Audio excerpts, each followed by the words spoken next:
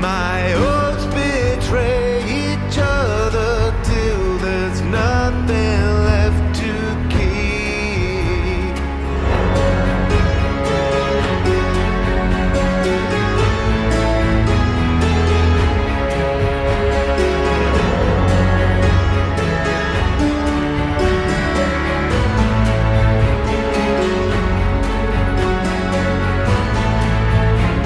Only Us by Miracle of Sound.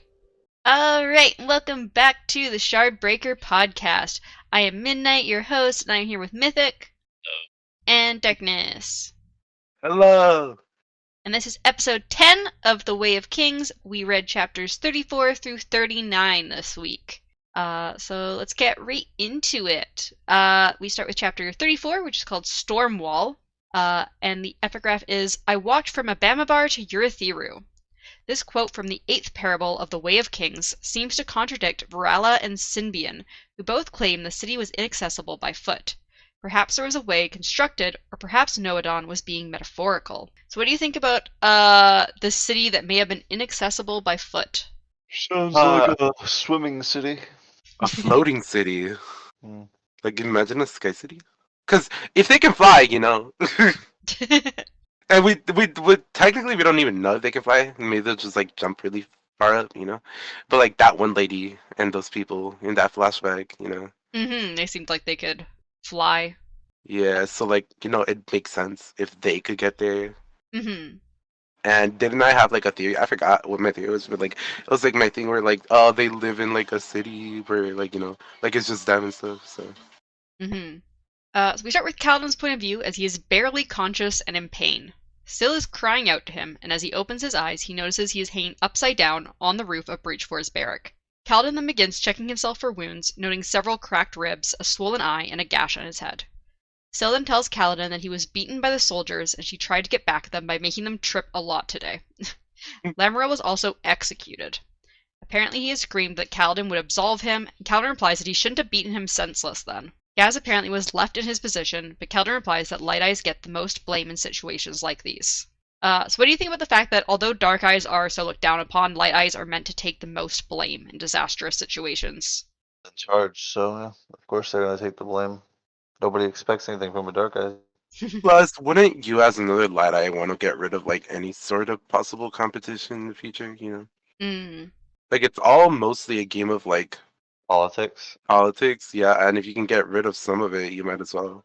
Especially if it's like hindering you, so Mm.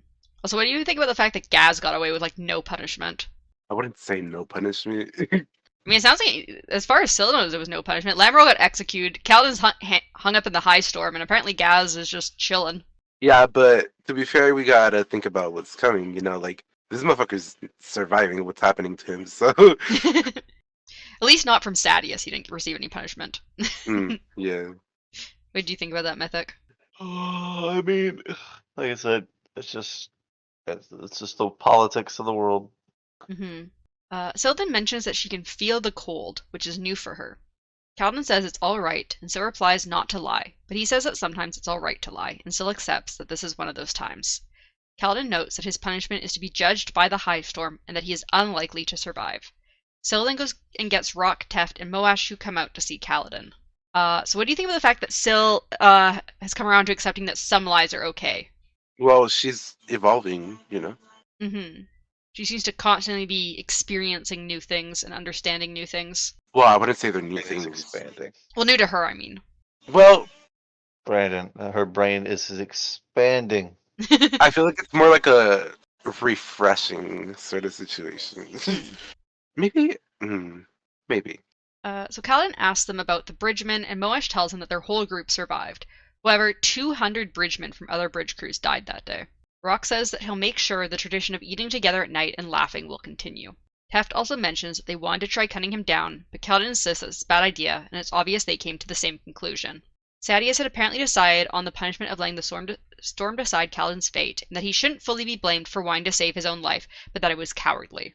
Kaladin then tells him to have the bridgeman come out after the high storm, and that he'll open his eyes and have survived. They don't seem to believe him, but say they will come out afterwards. Teft also gives Kaladin a dun sphere for luck, which was the only sphere they had been able to get from Kaladin's pouch. Rock and Moash leave, and Teft hesitates, but then leaves a moment later, and Kaladin thinks he hears him calling himself a coward. Syl stays with Kaladin. So what do you think about Teft giving Kaladin the spear for luck? It saved his life, so Yep. was pretty lucky. Also, didn't he notice that what was happening with the spears beforehand too? Because I feel like he saw it and got curious, you know? Mm. It's very possible, yeah. Because I don't quite remember what we read about like him in general. I don't think we've But really gotten much specifically from Teft's point of view before. So if he's been noticing that Kaladin keeps getting like done spears, we haven't really like been talking about it. Yeah. Also, why do you Yeah, think? I feel like. Oh, sorry. Wait, is this? I can't even remember. No, it was the other dude who gave the spear when he was like injured after, right? Oh, in the other chapter, in this these other chapters, Teft is the one that gives him a spear in the other in the later chapter. The one coming. Yeah. Okay, so then, yeah, bro. There's no way, because he has. It sounds like he has prior knowledge to it. So. Yeah, we'll get to that when we get to that chapter with Teft's point of Mhm. view there. Also, why do you think Teft called himself a coward? Maybe because he wanted to do something and didn't. I think, do you have any thoughts on why Teft called himself a coward? Wait, Yes, What he is like a coward. after what did he call himself at? So he like hesitates because like they start to go back in to like because the high storm's coming and like so Rock and Moash go in and then Teft like kind of hesitates and looks like he's gonna say something after he gives Kaladin the spear and then he's kind of just like shakes his head and walks away and like Kaladin's pretty sure he hears Teft call himself a coward. So it seemed like he either wanted to like say or do something. That's what I'm saying. Like I feel like he wanted to like help him, but he knows it would have been punishment. Hmm. So Syl asks Kaladin what will happen if he doesn't survive, but Kaladin replies that the men will likely just shake their heads, but if he does survive, they will remember that. He's willing to become a miracle for them. Kaladin then watches as the storm approaches, feeling that he has a concussion as he struggles to think. The storm wall approaches, and Kaladin can see thousands of windspren flitting around in it. Then, the storm wall hits him. So what do you think about Kaladin wanting the men to have hope from seeing him survive the storm? I mean, Uh, once you're dead, it really doesn't matter what they think. So I think it was a great gamble. Mm-hmm. Yeah. Especially since it worked out in his favor. So. Remind you of anyone else? I will survive. Kaladin is He's the hope survivor now. of the high storm. He is hope now, you know. He is hope. Everybody should be following him now. So then we go to chapter 35, A Light by Which to See. And we get another epigraph, which is, though many wished Eurythera to be built in Alethala, it was obvious that it could not be. And so it was that we asked for it to be placed westward, in the place nearest to honor, and honor is capitalized. Perhaps the older surviving original source mentioning the city, requoted in the Vavabrar, line 1804. What I wouldn't give for a way to translate the Dawn chant. So what do you think it means that Eurythera was built in the place nearest to honor? All they have to do is ask Bubbles about the Dawn chant. I mean, after all, he follows the Dawn. What was the question? What do you think it means that Eurythera was built in a place nearest to honor, with honor being Sure, capitalized? honor is like capitalized. Yeah. Yeah. I mean, maybe honor is whatever the fuck they're called, the shard. That's it. I think it's the shard. Yeah, we kind of, I think, talked briefly about potential shards, I think, last episode. So do you think it's like, when they say nearest to honor, if honor is a shard, do you think they mean like near the perpendicularity then? Honor's perpendicularity? You said it. If- Not me. What if it's Spren? Hmm. Spren? An honor spren? Yeah. Like, what if there's Possible. like a specific one? You know how we had that like thing going on where like, oh well, you had. I'm pretty sure I don't remember, but we're like, all of them were one or whatever, and then I was like, oh, what if there was like this really special one? You know, like that was the one or whatever. What if there's one for each category and like. Very So you think Scylla is one of those then? For Yeah, their like category? still can represent one of them. Don't know which one it would be, but it might be like following the like the code stuff, you know? Like what if the codes is for one of them and stuff like that? Mm-hmm. So what if truth is one of the codes and that's why she's so Truth is also capitalized, by the way. Yep. So what if truth is a part of the code, so that's what she is and that's why she wants truth so much from Kaladin and everybody else around her. You think she's technically like a truth spren then, and maybe she just thinks she's a wind spren? So we continue with Kaladin's point of view. continuing from the last chapter, as he almost gets knocked unconscious from the force of the storm hitting him. He's thrown back against the wall of the barracks, dazed and barely noticing if he gets injured by the rocks and branches being thrown against the building. However, soon the storm wall passes and the wind begins throwing him around in different directions. He clutches onto the sphere in his hand as he screams. He falls to the roof and Syl tells him to hold onto it. As he holds on, a boulder crashes to the roof next to him before tumbling away. As his fingers begin to slip, Syl tells him to grab onto the ring that he is tied to. Kaladin does this, barely grabbing the ring as the wind tries to blow him away. As he holds on, he can see Syl in front of him, facing the storm and holding her hands out as if to hold the storm back from him. However, his fingers slip again and he's blown side to side by the wind, slamming into the side of the building. What do you think about Syl trying to protect Kaladin from the storm? It pretty much protected him from a lot of things. So Yeah, I mean, she kind of keeps doing it. So it's like a symbiotic relationship. You'd want to have her. She'd want to protect him anyways, especially if, like, pretty sure if she loses him, she loses herself. That's what she As kind she of has said- been implying. Yeah. She really needs some shoes, by the way. She needs some shoes. I wish she had, like, little wings. She doesn't need wings to fly. She's a fairy. So suddenly the storm quiets and the sky is completely dark. Kaladin slowly stands on the roof, thinking that the silence seems unnatural. Then a gigantic face is barely visible in the darkness, taking up the whole sky and smiling. Suddenly the sphere in Kaladin's hand bursts of light, and he glances down at his lacerated body before glancing up again to see the face gone. Lightning flashes, and Kaladin can feel his pain again, and the wind and rain return. He slips to his knees onto the roof, glances at the sphere before falling unconscious. What do you think about this giant face that Kaladin saw? got it with him. I'm assuming the storms are... Fuck. So there's, like, a couple different things that I think about the ice storms or whatever. They either hide Voidbringers, but not to their full potential. Like, they're trapped. You know how, like, Ruin was trapped, so he couldn't use everything, but, you know, like, sort of like that. Or it's like, part of it, I was thinking of, like, what if the storms are, like, a side effect of them being, like, projected from wherever they're trapped? Because you know how in Mistborn they were manifested as, like, clouds of, like, mist or whatever? Yeah. Changing, like, with different colors and stuff.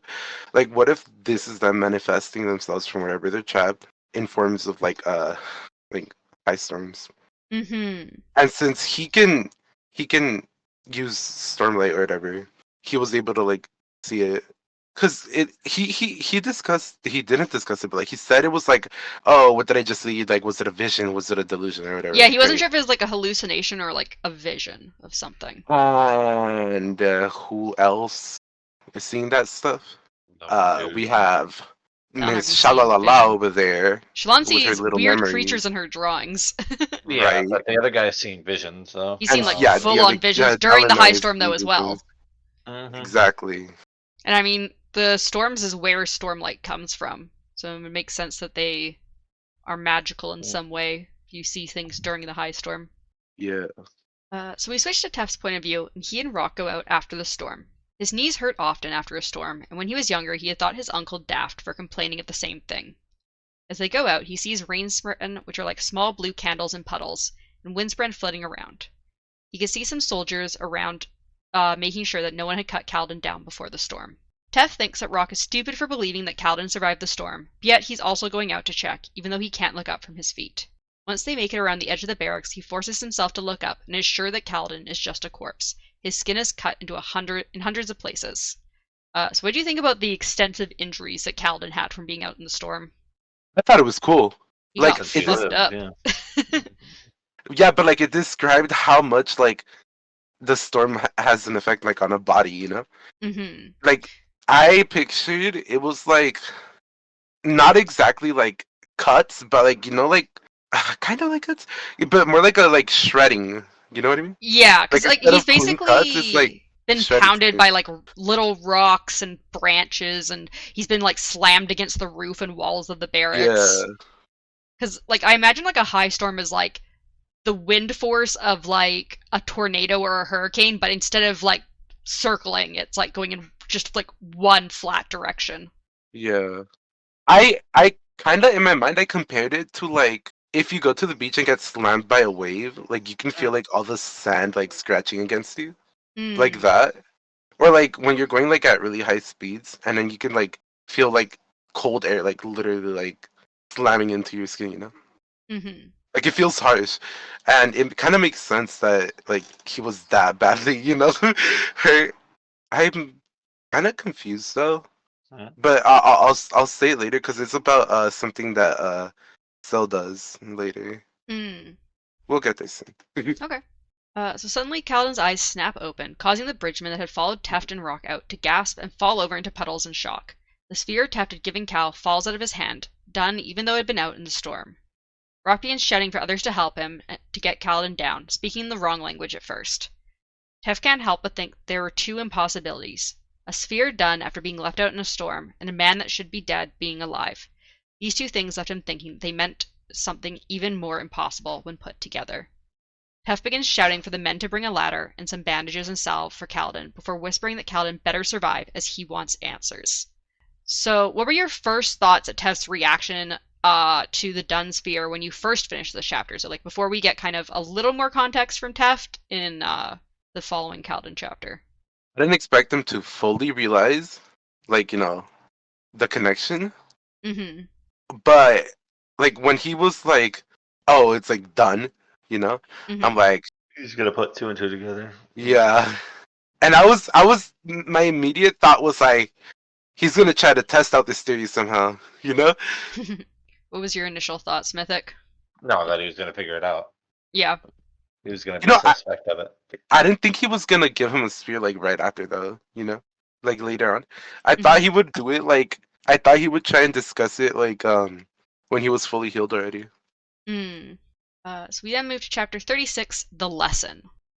We get the epigraph, taking the Dawn Shard, capitalized, known to bind any creature, voidish or mortal. He crawled up the steps, crafted for heralds, 10 strides tall apiece, toward the grand temple above. From the poem of Ishta, I have found no modern explanation of what these Dawn Shards are. They seem ignored by scholars, though talk of them was obviously prevalent among those recording the early mythologies. So what do you think these Dawn Shards are? Stars of the Dawn. Because we've gotten Dawn Chant as like an ancient language, now there's also Dawn Shards, which can apparently bind any creature voidish or mortal. Maybe it's the complete opposite of like wherever or whatever void like bringers are. So you think maybe like the people who spoke the Dawn Chant and like whatever these Dawn Shards are were like the kind of like opposite power to the Voidbringers? Yeah. Do you think it's related to the Knights Radiant then, or do you think it's like a completely separate thing? I think it's a separate thing, like a separate faction. Because we do have people that can do different things that we've seen so far, and I'm not sure if each one can do like each other's things. You know how like what's his name? Seth? The bald dude. Um Oh, dude, he can like that's one way to do say it. he we've seen that he can do like different things than what Kaladin has done, Yeah, well, we don't really know fully what Kaladin has done because Kaladin doesn't seem to know what Kaladin has done. No, but we have an idea, so and also like what's her name? Fuck, I really gotta remember the names. The And you don't have to remember nothing. What are you talking about? Shalom? Shalonde, Schlong, yeah. Schlong. God. Yeah, so she has that thing with the memory shit, like we don't know if that comes from the same thing or not, but it's used the same way. Kind of like how uh kind of how we know that like in each world they have different versions of their thing. Mm-hmm. Yeah, I mean, we've kind of gotten hints that there might be, just like on some of the other planets, there might be multiple shards here, and it seems like when there's multiple shards, like there's definitely going to be multiple different Multiple types of powers, magic, and yeah. potentially even like combined magics. So, What if that's the reason that they told Dalinar to like gather them, merge unite them? them together? Yeah, they go. I said like 3 different fucking things that were not it. Unite them! Dalinar keeps getting told. Yeah, because like unite what? The High Princes? No, like unite the powers. You think it's like a much bigger scale than what Dalinar's thinking. Yeah. Because, like, yeah, although he's being told unite them, like, none of his visions, like, really relate to the High Princes in any way. It's not like he's seeing stuff, like, directly related to what he's attributing it to. He's definitely seeing, like, people using their powers in different ways, you know, like that one girl and then the other dudes, like... Yeah, he's seeing, like, Ancient Night Radiance. He's seeing, like, weird creatures and just, like, visions from, like, way long past. Right. I should just, like, get hired as his, like, advisor or something. What did you think, Mythic, about the Dawn Shards and stuff? Do you have any other thoughts about, like, them being either a separate power or related to the Radiance? That kind of sounds. Honestly, sounds like Darkness might have it. Honestly, Darkness is going in on the theories this week. For sure. You see, the chapters are actually interesting, even the fucking schlong ones, but well, mostly, until she pissed me the fuck off. Well, we switch to Shallan's point of view, as she reads while Yasna soaks in a large bathing pool. It was fed by pipes that brought the water, and Fabrials heated it. Shallan thought it was amazing and luxurious. She continues to read Gavilar's account of meeting the Parshendi, written by Yasna for him in the past. He had spoken of meeting the native Natan people in the Unclaimed Hills, but then they discovered the Parshendi. There was also undertext written by Yasna, and it was common for books spoken by men and written by women to have undertext written by the woman notating the book. By unspoken agreement, the undertext was never read out loud. So what do you think about how these women who are writing out books that men are dictating are like giving like little context and corrections? I mean, like, what other thing can they do, you know? What do you think about Mythic? I still say this is a sexist society. So For sure. I like how they're just like, yeah, this guy's being like really over exaggerating about this. And it's like the men never know. Like no one except for like male ardents. Like no one's told that this undertext exists. Like they don't read it out when reading a book to a man. I would, as one of them, I would probably start a little chain of like gossip in one of them. I'd be like, yeah, I just told this dude I'm reading to, you know, like I told him a little bit of a spin-off that I made of, you know. So in Yasna's undertext, it mentions that Gavilar had asked Yasna to make his words more scholarly sounding, and also that he hadn't realized the significance of the Parshendi people until his scholars and scribes had discussed it with him. Shallan then closes the book, glancing at the pouch that contained Yasna's soulcaster, and then at Yasna, who's lying face up in the pool. She thinks that Yasna looks younger when she's fully relaxed like this, although she was old enough that people her age had children Shallan's age. Shallan then wonders if she can really steal the soulcaster, but also thinks that it wouldn't be the first time she betrayed someone who trusted her. As she stands up, Yasna opens her eyes and watches Shallan curiously. Shallan paces to give herself a reason to have stood up. She asks why Gavilar wanted a treaty with the Parshendi, but Yasna doesn't think that's the right question, and just replies with a question asking why he wouldn't want one. Shallan then notes that the Parshendi had shards, and Yasna agrees that she suspects they motivated the treaty. Yasna also thinks that the gem hearts from the Chasm Fiends were also a motivation. Shallan then wonders why the Parshendi killed Gavilar, and also wonders what Yasna's ideas are, although she doesn't ask as she doesn't think Yasna will answer her. So do you guys have any new theories as to why the Parshendi may have decided to assassinate Gavilar, now that we're like halfway through the book? You should be having a new theory if you're asking. I mean, it's fine if you don't. It was kind of brought up the whole, like, why did the Parshendi want to kill Gavilar? Well, it's kind of it's just like, not for shard blades. You don't think it's because he saw that they had shards? possible though. Wait, what do you mean? The Parshendi have shards. Yeah, but like, Yeah, Darkness, you don't think that's the reason. You don't think it's because they're like, oh no, they found out that we may have shards. Need Let's to kill them. Like I said, that's possible, but I still feel like there's more to it. Mm-hmm. Or I think there's somebody else involved, and they blamed them, but then like blackmailed them at the same time. So be like, you need to take credit for this, whatever, this assassination. no, it just doesn't feel right. It feels like, What's it feel like, Darkness? it feels like that one situation in Warbreaker. Where like it seems like they're like leading us down the wrong path. Yeah.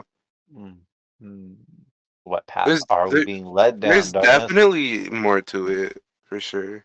And I definitely don't think it's something as basic as just, like they have sharp blades. So Shallan approaches the pouch where Yasna's soulcaster is, feeling her own soulcaster in her own safe pouch. As she's about to reach for it, Yasna praises Shallan's progress in her research. Shallan instantly feels guilty and thinks that she can't steal it after all. She makes her way back over to her chair as Yasna sits up and gestures for the hair soap. Shallan hands it to her, and Yasna notes that Shallan seems a bit anxious and mentions that they should do a more hands-on lesson regarding philosophy. Shallan doesn't really see the importance of philosophy, though. Shallan then asks Yasna how she knows what is right and if Yasna can tell her, but Yasna says she'd be no better than the devotees if she just gave Shallan answers instead of letting her discover them herself. She also briefly mentions when the church tried to take over, which is what split Vorinism into the devotees. However, Shallan counters this by mentioning that scholarly work is all about learning from the words of others, which causes Yasna to smile in response. She then gets out of the bath, putting on the soulcaster before dressing, and says they'll go out now for a hands-on lesson even though it's quite late. So at this point in the chapter, what were you expecting a hands-on lesson in philosophy to be? I thought they were going to the plains. You thought they were just going to suddenly travel to the Shattered Plains? Well, I thought she was going to be like, maybe we have to take a trip. And like the next few... It's kind of like start packing. We're heading out first thing in the morning. Yeah, and she was going to like contact her I don't know, I don't remember, uncle, I don't know, whatever. Brother? But, no, Yasna's uncle, yeah. Yeah, and she was gonna be like, yeah, we're gonna head over, you pack your shit. What did you think, Mythic? What sort of I didn't expect her to be Deadpool, What were you expecting, Mythic? What sort of a hands-on philosophy lesson were you expecting? Politics-wise, to be honest. You thought it was gonna be some sort of politics thing? Yeah, pretty much. So we then skip to Shallan and Yasna walking down the Relinsa, the main thoroughfare that switchbacks down the hill. Shallan thinks that it felt much more dangerous here at night than when she had snuck out into the gardens at home at night as a child. Yasna asks Shallan what she thinks of a dark alleyway, and Shallan replies that it doesn't look appealing. However, Yasna says it's the quickest route to the theater district, although they aren't going anywhere in particular. As they wander through the alleyway, Yasna says that younger people often accept simple answers, but as people get older, they tend to ask more questions and reject the simple answers. She also says that the reason why she doesn't like the devotees is because they stop people from asking these questions. Yasna then reveals her soulcaster, taking off the fingerless glove that she had been wearing, which causes Shallan to worry. Yasna then says that there have been several theater-goers who have been accosted and murdered on this very street recently. Yasna continues to explain that the City Watch has done nothing, even with Taravangian reprimanding them. Likely they are being bribed by the thugs, and Taravangian isn't a strong enough king to stop this. Yasna replaces her glove and continues into a smaller alleyway, telling Shallan to follow her. Shallan is scared, but she reluctantly follows before noticing shadows coming towards them. Men with swords or knives, meaning to kill, not just rob. Yasna then states the real lesson begins. Do a lot more than kill. Well, yeah, Yasna, I think at one point he says they may have even tried to rape them and stuff. Oh, I mean, this woman's like, oh yeah, by the way, we're gonna go out here into this, dark alley where I know people are going to try to kill us and possibly do more things to our bodies. Yeah. But, we're not going anywhere in particular, just to this alleyway that I know people are constantly getting murdered in. What did you think about that, Darkness, about Yasna bringing Shallan to this dangerous part of the city at night? Well, as soon as they got there, and she went, yeah, that's the fastest way to the theater section. People have been dying. Batman. Oh my god. I was like, she's gonna pull a little Batman situation. She's gonna be like, my father and my mother were murdered down this alley. No, but your parents. And now I'm here to take vengeance. And then the Shlong's makeup falls and it reveals a clown face. But oh my god. No, but I was like, yeah, she's gonna, show her how bad it is and stuff. And I had a feeling she had something prepared, but not what she actually did. Yeah. And I'm kind of glad she did what she actually did because it made me so happy because I literally called out that I wanted that to be a thing so bad. But murdering people, yeah, for sure. It's self-defense. So I don't know. There's a philosophical question to be I know had we'll get into the philosophical questions in a bit. Did she do it on purpose to murder these people or what? I mean, she brings it up, but still. We'll get to that. But first of all, Yasna pulls off her glove, causing Shallan and the men to wince at the sudden light. Shallan sees men with knives coming for them, and she finally screams in fear. However, as one of the men goes to attack Yasna, she places her hand on the man's chest, and her hand sinks into him, and then he turns to fire. Shallan's scream trails off as she stares at the fire in the shape of a man. The other men try and run off, and Yasna brushes the shoulder of one, turning him to quartz. The other two run in separate directions, and Yasna raises her hand into the air, and bolts of stormlight race towards the men, turning them into smoke. So what do you think of Yasna soul casting the criminals? Like I said, it's a philosophical thing, though. I called that it was gonna be used as a weapon. Oh yeah, for sure, you did. But I mean, just in general, though, like if you go to a place that you know you're going to be attacked just so that you can murder the people, like it doesn't make it right. Well, to be fair, if you go to a place where you know people are going attacked, you want to make it not happen anymore. So, as she was saying, Did she they were though? they were. Did She was though, saying that they Darkness? I yes, don't because know there's been because multiple like it's not like she's occurrences. going out here vigilanteing and killing all these people. She literally went there simply because this was like, I'm gonna show her this thing. That's what she stated. I You're gonna thought go she on a stated trip. that there's been multiple like Yes. occurrences already. Well, So we'll it's get into not like that. these She people brings are up innocent later. anyway. Why is it her right to be able to go do Because that? nobody else is doing anything about it. But that's not. Why is it Because if her it's right? not her right, then whose right is it, and why aren't they doing it?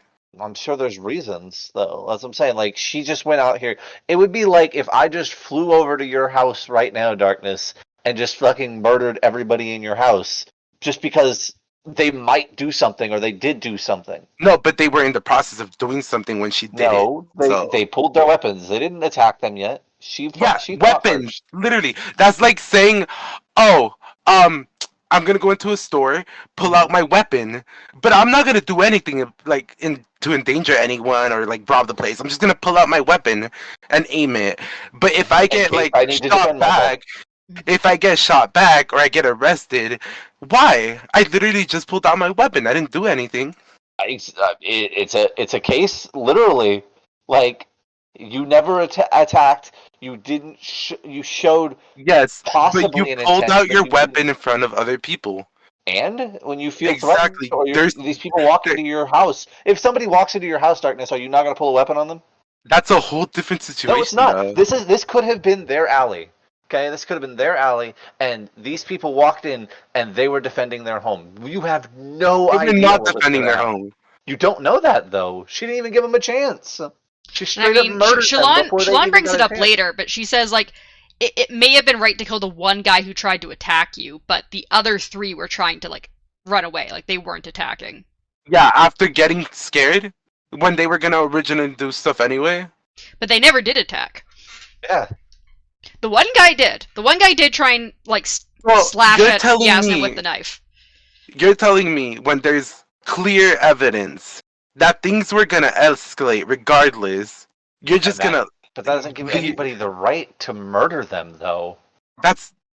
What do you Literally, mean? while They they're were running literally away. in the Okay, so process of doing stuff. first off, this is the same thing of when cops shoot people who are running away from them, even though they started the altercation with the cop. Just because they started the altercation, now, okay, they start running away and you shoot them in the back. That doesn't. It's not right at all. Yeah, I guess so. Yeah, like I can understand. Like I can. There's a argument to be had. Like Midnight said, an argument to be had for the guy who initially attacked, but the other ones, it's just nothing. And like you have no idea why he attacked. They just have an assumption of what might have occurred had they not done what she did.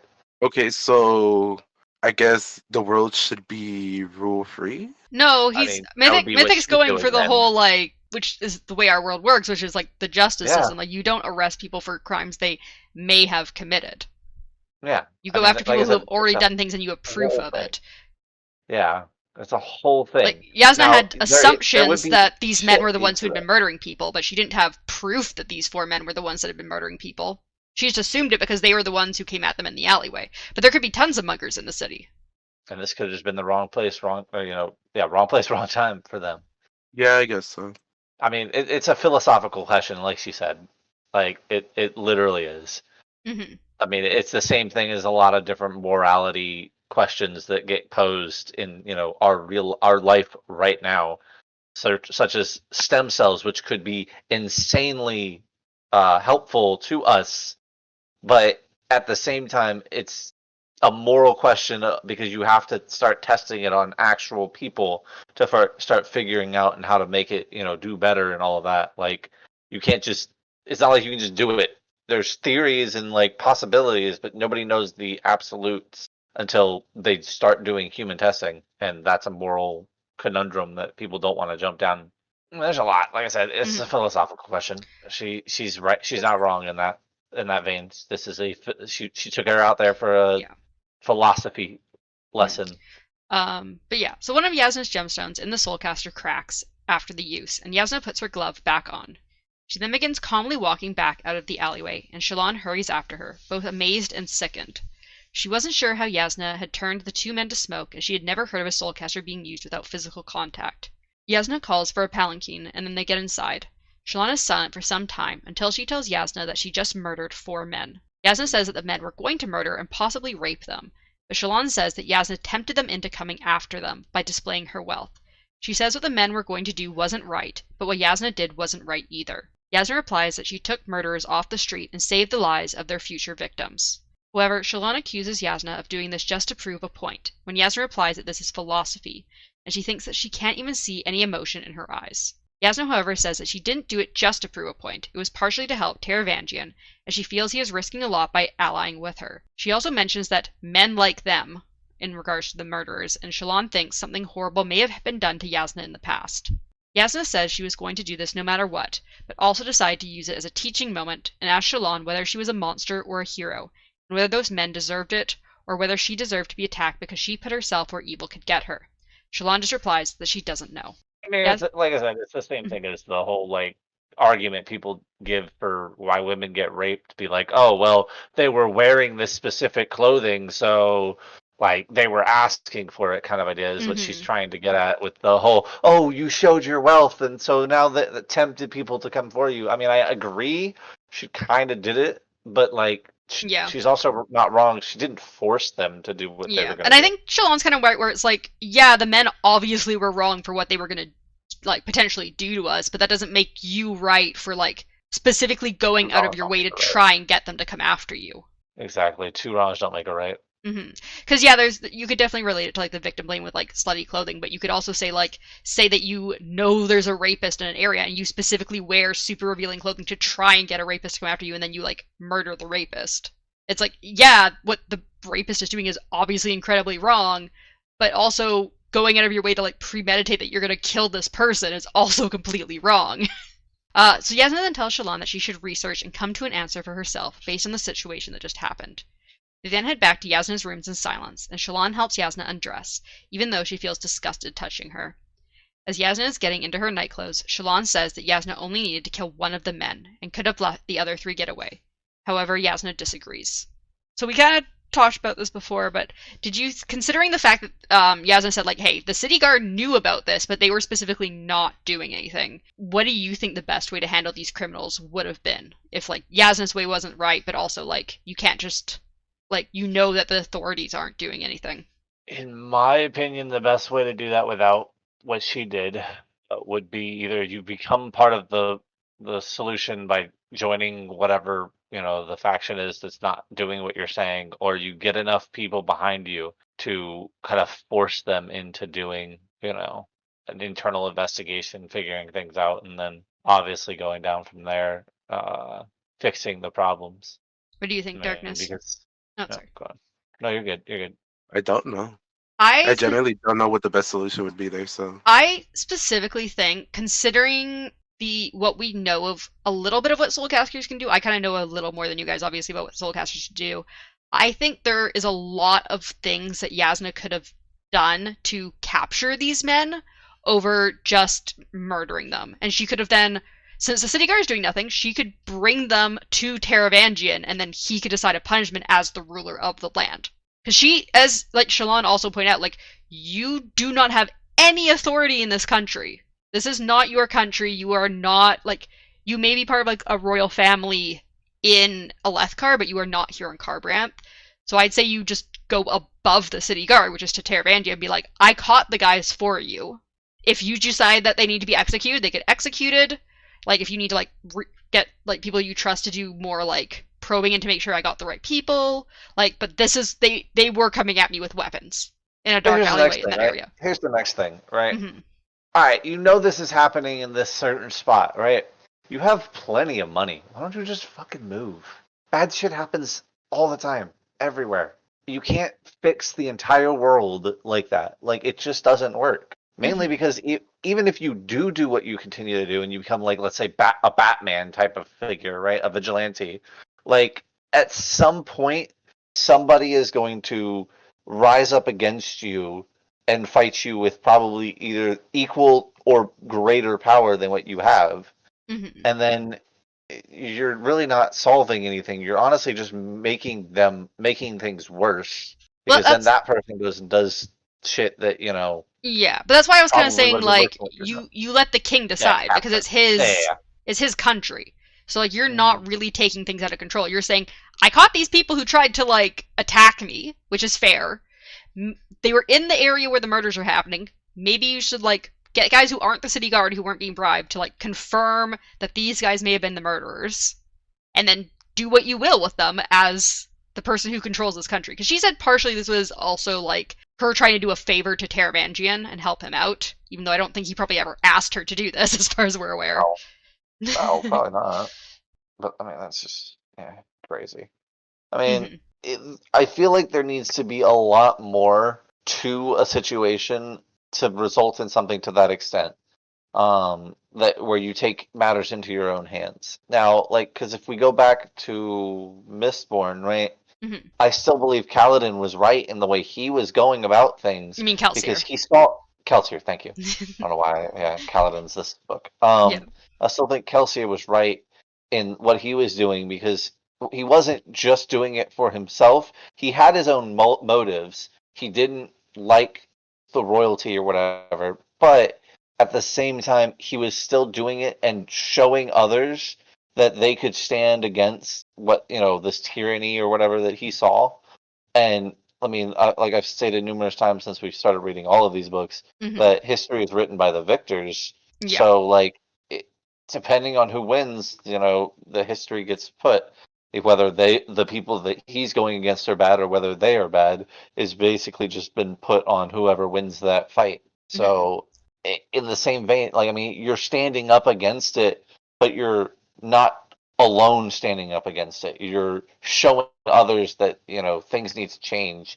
And like, so I feel like if she were to have done that kind of thing, instead of just going in here and being like, here, hey, come on, schlong, let's go into this alley and I'm going to go murder 4 people just in front of you, like making that a statement to the rest of the people who probably hold the same thoughts that these people aren't helping them and that they're just letting them, these murderers, run free.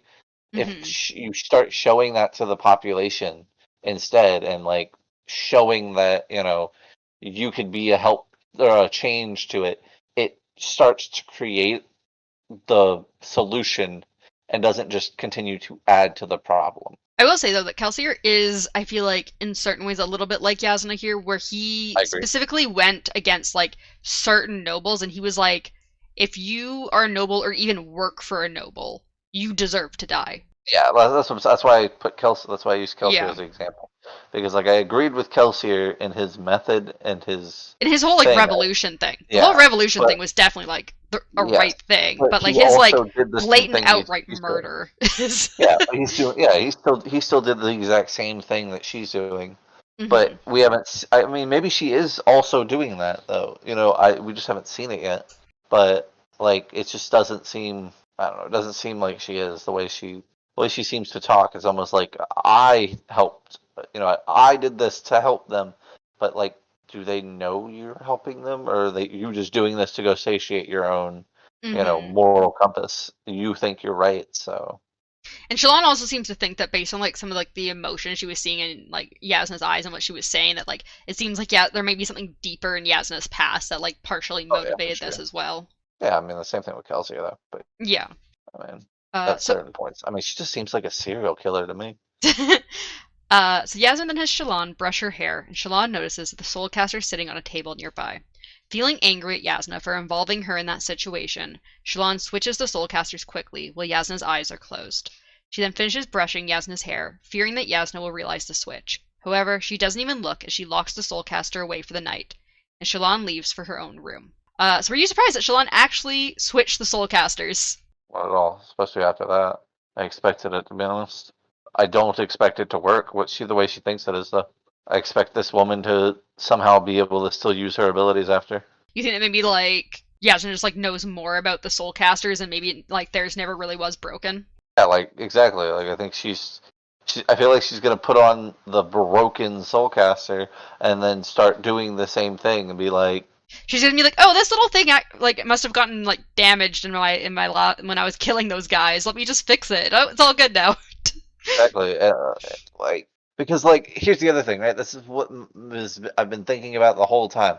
These people that are coming to ask for the soulcaster, that they're gonna end up giving it to them, right? Like just because it's broken doesn't mean that they don't want it. Maybe they actually know how to use it and fix it. Because I mean, like you just said, one broke. It stated it directly that one of those pieces broke, so she'd have to probably replace it, which means that somewhere something is being like the soul caster itself is somehow being able to be used and like replaced. Like you're able to Yeah, so replace one of the So- gemstones cracked. So we do know that when in the past, apparently, like when that guy Luesh that worked for their father, who knew how to use the soulcaster, apparently like before she developed this whole plan to come steal Yasna's, like they got like I think like some of like the metal like pieces fixed and like switched out the gemstones, and they still couldn't figure out how to get it working again. Even Luesh, who supposedly knew how to work the soulcaster,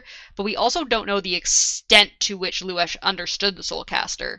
Like maybe as far as we know, it could have been fixable, and Luesh just didn't know how to do it. I mean, it would work out for Shalon if the other one starts working again. It's like, oh yeah, Yasna just is using it, so obviously I could just leave.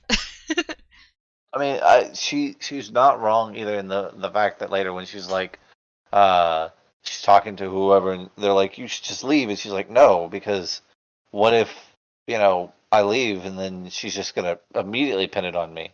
This way I can at least see what she does and then go from there, because I feel like what's going to happen is she's going to see her then start doing the same thing anyways, and she's going to be like, oh wait, maybe it's not this device. That's why she's not so worried about it being like like she's just leaving it out and shit in front of her. Like she just doesn't this woman doesn't seem like she's stupid enough to just be like, yeah, I'll just trust this person, with this device that I use, and not think she's gonna take it. Like, I feel like she has contingency plans. Yeah, what do you think, Darkness, about the fact that Shalon was actually finally stole the soulcaster? Not gonna work. Like, either she knows there's been other attempts, considering that, she went like, did he ask you to steal the soulcaster? Yeah, she thinks the Ardents are after her soulcaster. Which is not like a one-time thing that's happened, because yeah, it's unlikely to asked be. a specific question. But she definitely has like precautions and stuff. So then we move on to chapter 37, Sides, which we get a picture of shalebark cremlings and shale snails, which is the drawing that Shalon does, I believe in chapter 39. Nice little drawing there from Shalon. And then we're 5.5 years ago.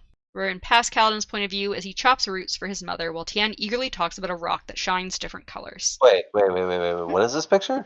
The picture of the shalebark that Shalon draws in the gardens outside the Palladium. Oh, okay, that's the first picture you sent today. Yeah, that's Okay. the only picture Okay. that we get for these chapters. I just sent Okay, the picture from. when you said the other one too, I was like, wait, did Long draw that? No, sorry, that's just like a fan art thing. I gotcha. Okay, that's really cool though. Yeah.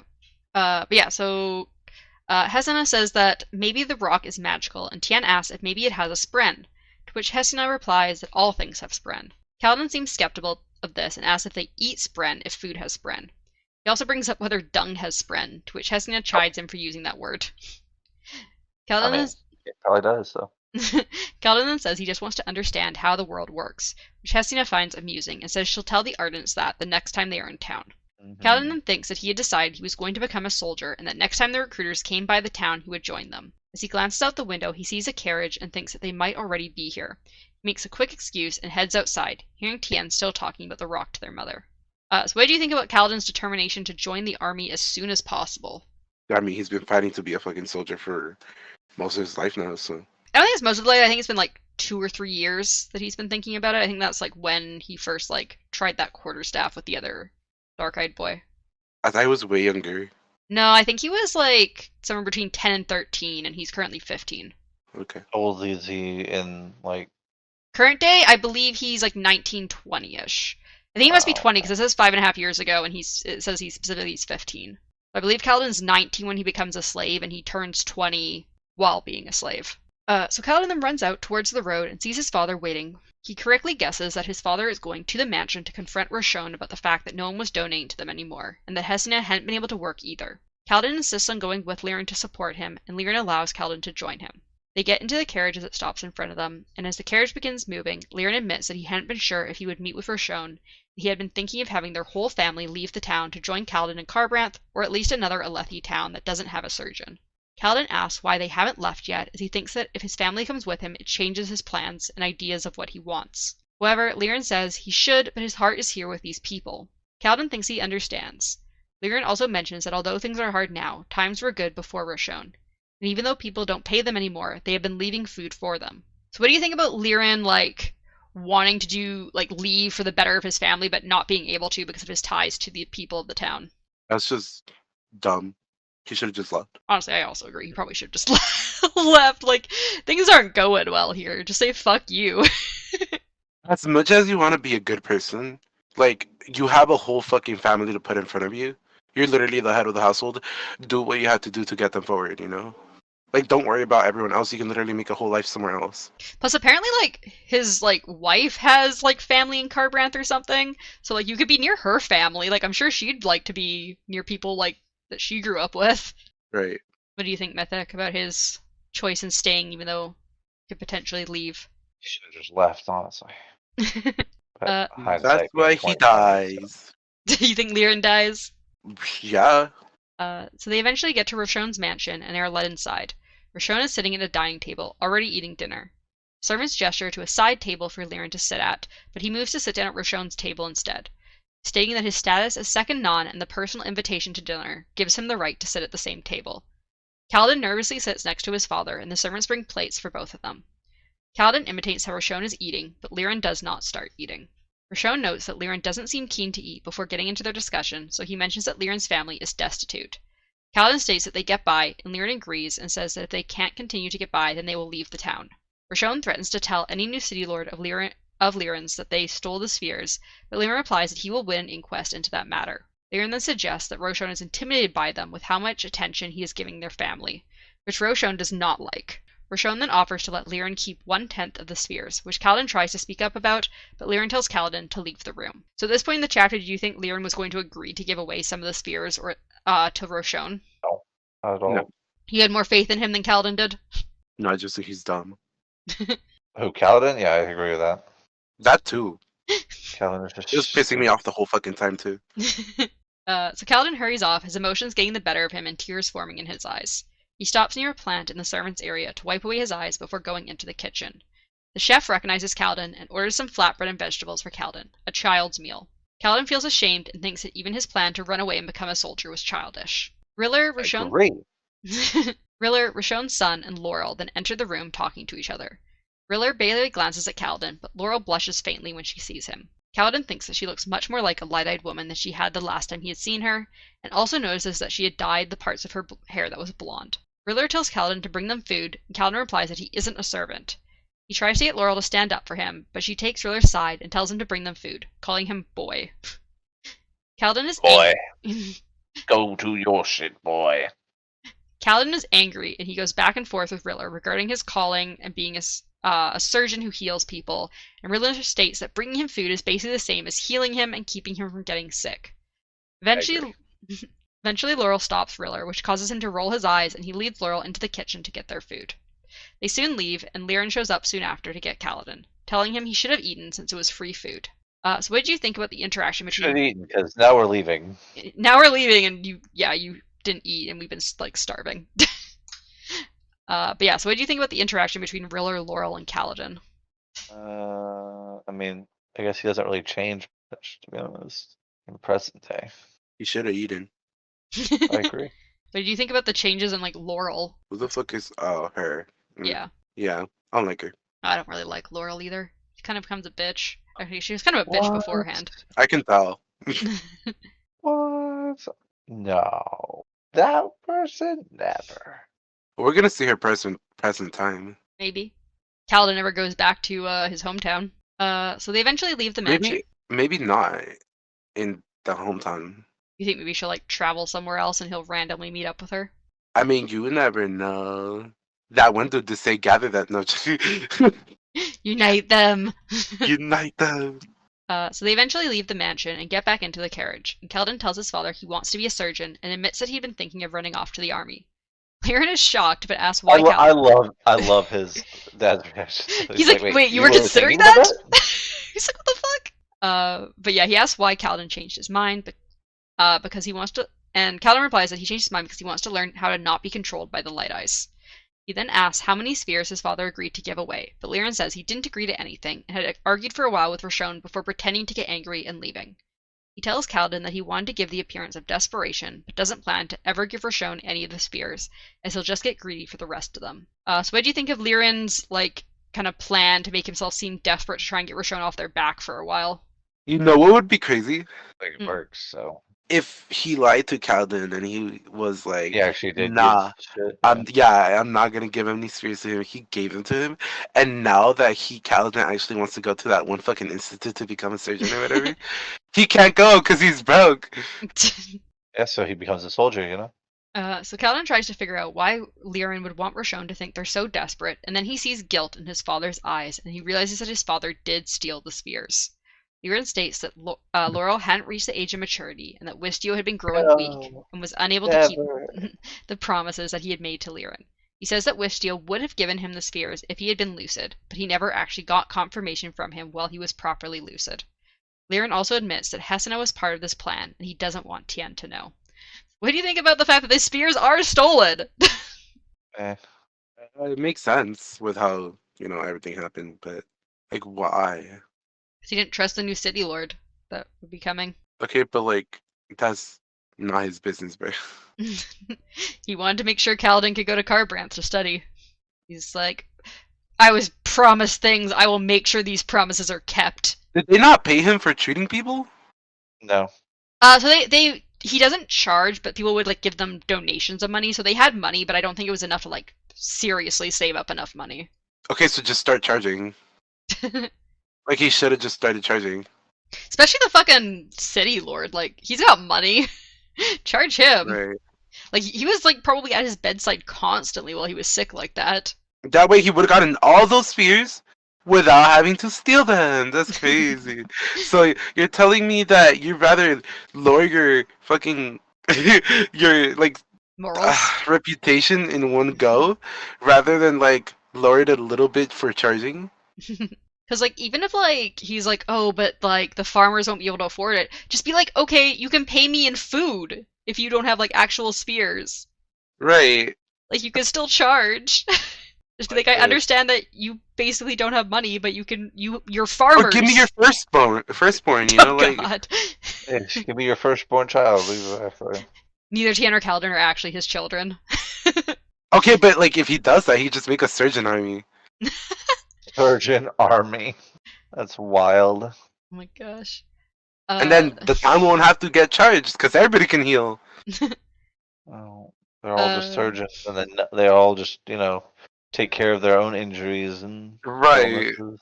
You'll like see like a couple people laying on the sidewalks just like performing in the middle of everyone. I mean, they talk about all these other towns that don't have surgeons. You can just like send them off to all these other towns, and everyone has a surgeon. Could you imagine if he actually did that, made a little surgeon army and sent them out? He would be a king at that point. Yeah, and then he would never have to steal anything anymore. And he would have all the children's surgeons to satisfy his little, you gotta be a surgeon heart. I want to be a soldier, Dad. Sure, I have 10 other children who want to be surgeons. Right! I want to be a soldier. Okay. And then no one's gonna learn how to farm. You go be a combat medic. Combat medics are pretty cool. I mean, that's kind of what Kaladin is. Yeah. Without the combat, because he got the shit beat out of him. I mean, he still had combat before that, though. Yeah. Alright. He took combat medic and, like, separated them. So Kaladin says he still wants to go to Kharbranth, and he'll one day repay the spheres to Laurel, not to Roshone. However, Liam replies that Laurel is likely to be engaged to Riller before the year is over. Kaladin says he wants to learn to not be taken advantage of by the Light Eyes, but he also wants to help people. He then tells his father he wants to start using his full name, Kaladin, as it was a man's name. He thinks that one day he'll return to his town and prove to Roshone, Riller, and Laurel that he isn't someone to look down upon. And then we move to chapter 38, Envisager, and the epigraph is, "Born from the darkness, they bear its taint still, marked upon their bodies, much as the fire marks their souls. I consider Gashash son Navamis a trustworthy source, though I'm not certain about this translation. Find the original quote in the 14th book of Seld and retranslate it myself, perhaps?" So what do you think of these descriptions of Voidbringers that keep coming up? What chapter was this? Chapter 38. 38. 38. Okay. What do you think, Mythic? Because we've gotten several epigraphs now that kind of like describe the Voidbringers a little bit. They just sound cool to me. I want to go find. I want to go find one for myself. Paint you have- it. It'll be mine. Do you have any theories about who might be writing these epigraphs? A bunch of random people that are dying, or No, it's one of the fucking lesbian girls. lesbian. You think it's Shalon or Yasna? It's Schlong, Yeah. for sure. Definitely Schlong. Yeah, cause we did talk about how like they write little notes on the stuff. So I'm like, I These mean, also what could if just they're be like writing... research notes as well, outside No, of Undertale. yeah, I guess, but like, what if these are like annotations of like what they're You think it's, like, researching? the Like, not undertext? exactly what's in their research notes, but like, like her Mhm. thought process. Yeah. Because, yeah, we do know that Yasna was researching, potentially, the Voidbringers, and that Shalon was thus going to be trying to follow, like, what she's researching and researching it herself to figure out why Right, Yasna was looking into it. She's So it having could a be little either of them. Yeah, she's having a little Half-Blood Prince moment. So we Can you move... explain that, Darkness? What does that mean? It's how in the Half-Blood Prince, like, Harry gets a Oh, I don't potions watch Harry textbook. Potter. Okay. Yeah, it's Okay. a Harry Potter reference Okay. where he gets like a Okay. potions textbook that's like annotated by like a person who's like really, really fucking smart at potions. You find out later it's like the actual potions teacher from when he was a kid. Yeah. Okay, gotcha. Okay. But yeah, so we move back to present day Kaladin's point of view, as he is only partially conscious due to a high fever, likely caused by infection. He keeps thinking of his wounds and how you're meant to treat them. When he's able to open his eyes, he glances around and thinks he's in a warehouse of corpses. He thinks that he should be dead, but he doesn't want to let down Bridge 4 like he did to the others before them. He also keeps thinking about how Lamaril had said that Bridgemen weren't supposed to survive. Kaladin can see Deathbren, black creatures with many legs and red eyes. They terrified him, but he couldn't move away from them. Very few people who saw Deathbren survived. Kaladin also notices Syl, looking more mature than usual, fending off the Deathbren with a sword of light. She tries to keep them away, but every time Kaladin becomes conscious again, he sees more and more of them. Again, Kaladin thinks of his symptoms and thinks that usually his injuries, people with his injuries are fatal. So what do you think about Syl trying to fight off the Deathbren? I also have some. She did it with like a fan art of sword of that. light or whatever, right? Yeah, she's got like this little like sword of light that kind of like matches her. Which is kind of weird. Like, how the fuck did he get that sword? First of all, Well, remember she can It's transform into a whole her bunch of different shard things. It's her shard blade. she can transform what, Midnight? She can transform into different things. Because remember, like sometimes he mentions how like, oh, Syl looks like a bunch of falling leaves right now, or Syl looks like just like a beam of light right now. Like she's not always. She has a fucking sword in her hand. I've got she's a little. like- I've got a little picture there for you. Her against the desk. Yeah, that's like, that's not a Windspren. You don't think What she's a would she be Windspren? then? She says she's a Windspren. No, she's not a Windspren. She might have been a Windspren in the beginning. That's not a Windspren no more. But you don't think Windspren have swords? I don't think a Windsprens have that. Her. Boy, I don't know. She just seems like a laughing. normal Windspren to me. Completely Oh my average. God. Boy, Midnight's laughing though. At least get shoes. You can make stuff. Make shoes. She doesn't like to wear shoes. What is it with like Make fairies not shoes. wearing shoes? So they don't need shoes. They're not walking places. Why wear shoes if you're not walking places? You gotta land. You're Not going always. somewhere. You're You have eventually legs for a going somewhere, reason. so. I'm going home. That's what. Alright, I mean, I thought you were already home, Darkness. Home is where the heart is. My heart ain't here. Damn. So we switch to Tef's point of view as he goes to check on Kaladin. He notes that Bridge 4 is worried that Sadius or someone with the Light Eyes may get rid of Kaladin, even though he survived the High Storm. So they kept him at the back of the barracks with someone watching over him at all times. He asks Scar, who is currently watching Kaladin, how he is doing. However, Scar replies that Kaladin seems to be seeing something during the few times he's conscious, and Tef thinks that he's seeing Deathspren. Scar seems shaky and pale as Tef relieves him so that he can go get some food. So do you think that Sadius or someone from the war camp is going to try and kill off Kaladin since he survived the High Storm? No. Mythic? Yeah, 100%. Yeah. Yeah, definitely think somebody's gonna try to murder him. They're already trying to murder him. I mean, Uh, all they gotta do is send Schlong's, woman in here. Oh my She'll gosh. murder him for her. So Tef asks why this was happening here and now. He had rejected the Invisitors, and yet he placed 3 lit spheres in Kaladin's hand. He waited, but nothing happened, and thought himself a fool. As he was about to take the spheres back, Kaladin took a breath, and the stormlight left the spheres and made Kaladin glow. Kaladin's eyes snap open, and his eyes glow. And Teft can see some of Kaladin's wounds knitting themselves back together. Teft instantly prays, falling to his knees for 100 heartbeats. He thinks that he needs to trade the dun spheres for some more lit ones, but he needs to be careful how quickly he allows Kaladin to heal so that it isn't suspicious. He also thinks that he needs to tell the Invisitors, but then remembers that they are all dead because of him. Teft thinks that Kaladin probably doesn't even know what he is doing, so he'll keep it a secret for now. So what do you think of actually seeing Kaladin use Stormlight for the first time? It was pretty. I was there. You were Did you say there. Mythic? Mhm. What did you say, Mythic? I mean, we all already knew he was using it, so Yeah, but we actually got to see it this time, and he's like healing and stuff with it like Seth did. just because he's cool like that. Also, what did you think about these Invisitors and Teft's knowledge about what Kaladin is doing? Very weird. Very weird how he just has some knowledge about Stormlight. Also, did he like murk everyone that had knowledge on that? Or, like, what's happening? 'Cause- Yeah, so he doesn't really explain. He just says they're all dead because of him. Oh, like, there's- because of me. There was apparently this Wow. group called the Invisitors, and they apparently knew things about what Kaladin is doing with Stormlight. And he's like, I need to tell them! And then he's like, oh shit, they're all dead. Great job, dude. So Forgot I apparently killed all of he knew about this group or was maybe part of this group at some point, but like he's like the last one left or something. And then we go to our final chapter, chapter 39, Burned into Her. So our epigraph is, within a heartbeat, Elezerv was there, crossing a distance that would have taken more than 4 months to travel by foot. Another folktale, this one recorded in Among the Dark-Eyed by Calanam, page 102. Stories of instantaneous travel and the Oath Gates pervade these tales.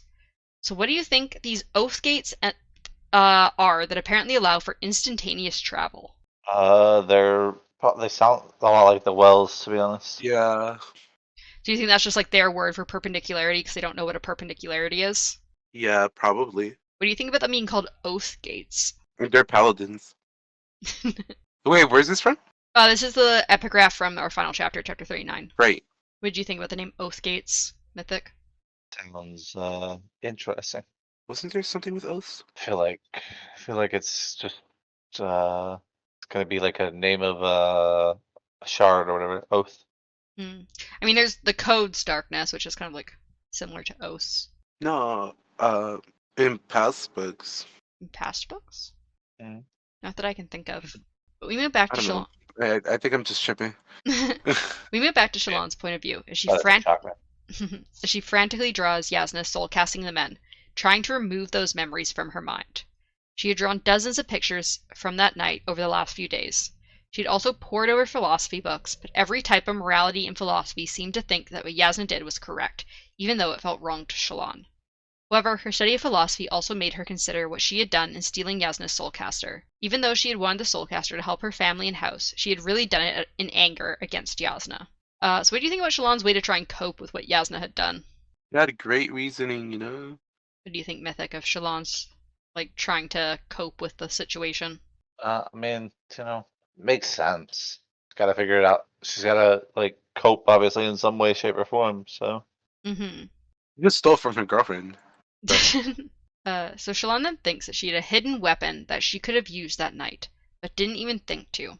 She then glances down at her drawing and sees that she didn't draw the scene with Yasna soulcasting the men, but instead she had drawn a room with a dead man lying on the floor in a pool of his own blood. She crumpled the paper and thinks that there is something wrong with her drawings. So what do you think of this seemingly random drawing that she did while thinking of a secret weapon that she has? I mean, like I said, she Oh, it's has the that freaking the sword. sword. Yeah, uh-huh. Yeah. Sword. How do you think this drawing may be related though? Because we know that like you wouldn't bleed if you were hit by a shard blade. What do you mean? Like shard blades don't cut the flesh of living creatures; they cut your soul. So you don't Yeah, but bleed like when you're cut by a shard blade. it's probably who she got it from. You think she killed this? Like this is the person who like originally owned that shard blade, and she like murdered him. She drew it, right? I mean, yeah, she drew this image while she was thinking of this Hey, weapon so she it's like a has. repressed memory, but in her case, instead of being a repressed memory, it's a repressed screenshot. Press screenshot. Do you agree, Mythic? Do you think it might have been like a person she killed to get the shard blade? Oh yeah, for sure. I don't think she just got the shard blade. So Why did I think it was like her dad? You think it's her dad? I mean, we know her dad's dead. We don't know how he died. I don't know, but like that's what came to mind, and I don't remember if it was because of something that we read or not. But who knows? Maybe I'm having one of my freaking moments where I knew it was Kaladin's little brother. I mean, we had like her dad secretly had a soul caster. Maybe he also secretly had a shard blade. Right? Who knows? He was Imagine apparently having both though. he was apparently a like sword- involved in something weird. That weird group with the triple diamond symbol. Yeah. Can you imagine though? Like imagine you have like shard plate armor. You have a soul caster in one hand and like a shard blade on the other. Be pretty overpowered. And then you're also wearing shard plate. And you can actually manipulate like Stormlight. Oh damn. You're God. So Shalon leaves her room, wanting to get out for a moment. However, as she goes to leave, she runs into a servant who had come to tell her one of her span reeds was flashing. She wants to run off, but she accepts the span reed and goes into a side room, not wanting to go back to her room with all of her drawings. Shalon turns the gemstone, and she and Nambalat give a quick coded message to confirm they were themselves. Nambalat apologizes for missing her last few messages, and Shalon tells him that she has the soul caster. Nambalat excitedly asks if she's on her way back, but Shalon says she can't leave just yet. She states that it would be too suspicious if she disappeared right away, and she needs to wait to see how Yasna will react to the broken soulcaster. If she just assumes it's broken, Shalon will know that she is free to leave. She can also hopefully deflect any attention to the Ardents if Yasna realizes the soulcaster was replaced. Nambalat worries about what happens if Yasna realizes that Shalon took the soulcaster. However, Shalon replies that it would be better for her to be here if Yasna realizes it, as she's less likely to execute her if she doesn't have to chase her down and let her anger grow. It would also allow only Shalon to get any punishment instead of their whole family. Nambalat calls Shalon clever, but says that they are running out of time and she only has a few weeks before she really needs to start heading back home. They then end their conversation. So what did you think of Shalon's reasoning for staying a while longer? It's an excuse. You think it's an excuse just to stay? Yeah. What did you think, Mythic? I mean, definitely sounds like an excuse, to be honest. I feel like it makes sense though as well. It does, though. I mean, it's just because it makes sense. I mean, it's not an excuse. Yeah, it could definitely be an excuse, but it's also like a good excuse as well, because it's like, yeah, it makes sense that like if she does realize what happened, like it'd be, even if their family's like going really destitute, it's probably still better that only Shalon gets in trouble than their whole family, because there's no proof that like her family's involved if she doesn't run back to them.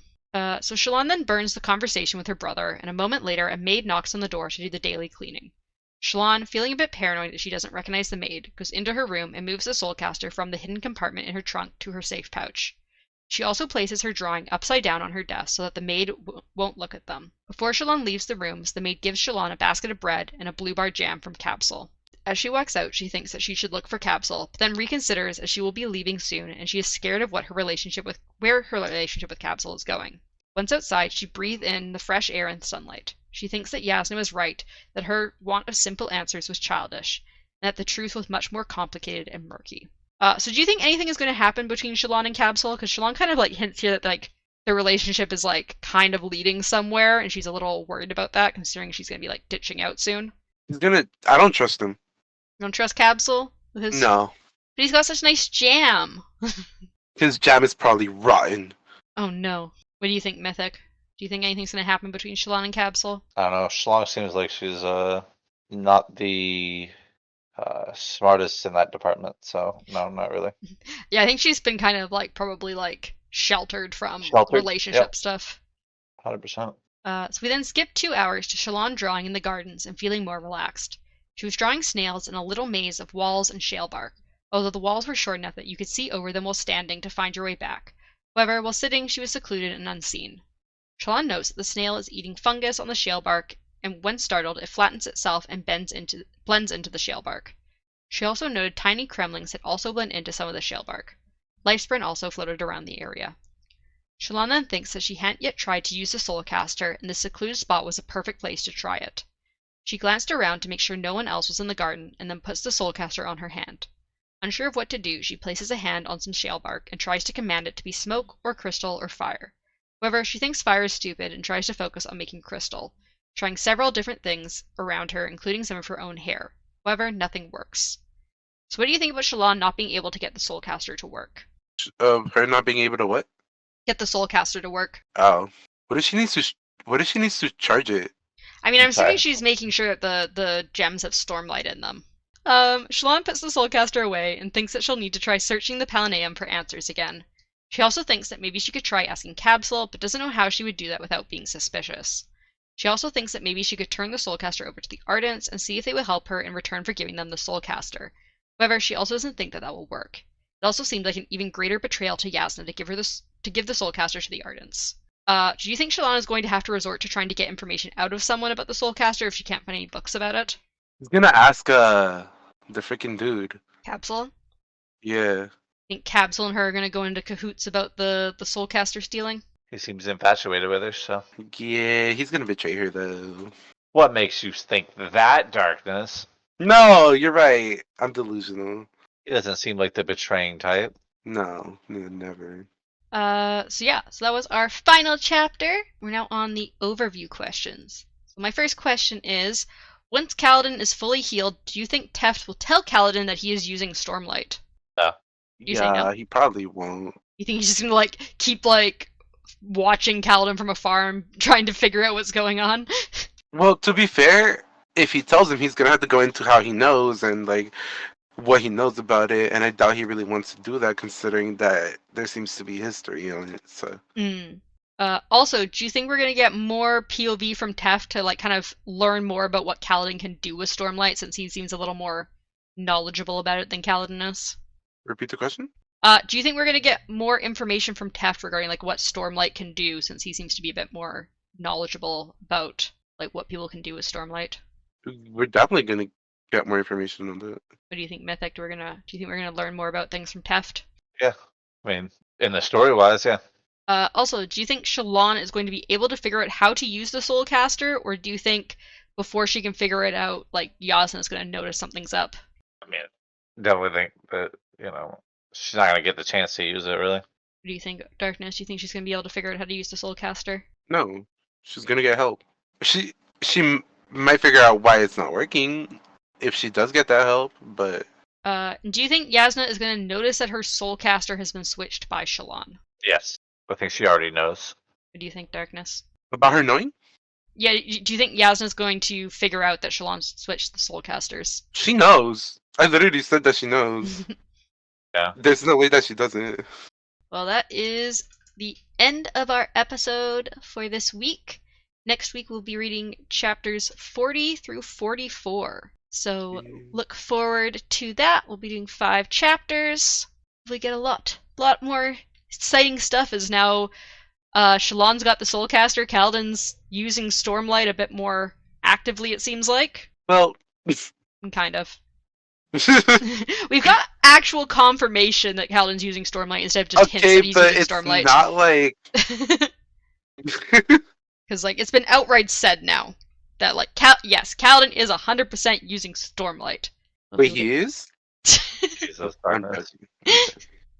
Alright, but yeah, so chapter 40 to 44 next week. Thank you to everyone for listening. We really appreciate it, and we'll see you next week. Bye! Bye. Bye.